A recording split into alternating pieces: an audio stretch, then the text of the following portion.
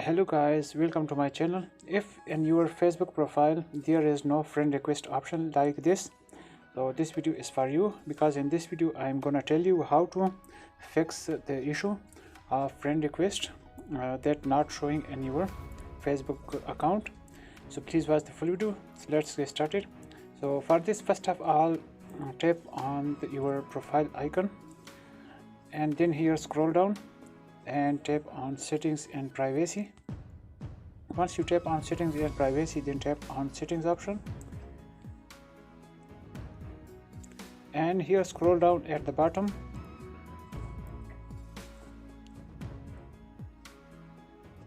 and here tap on profile settings option and here scroll down and at the bottom you will see shortcuts bar option. Tap on this and here you will see a friend request and here auto options. Tap on auto and here select pin option. Now it is pinned in your shortcut bar. So for once, close Facebook and open it again, and here you can see friend request option has come here. So that's the method. To hope this will help. Thanks. Goodbye.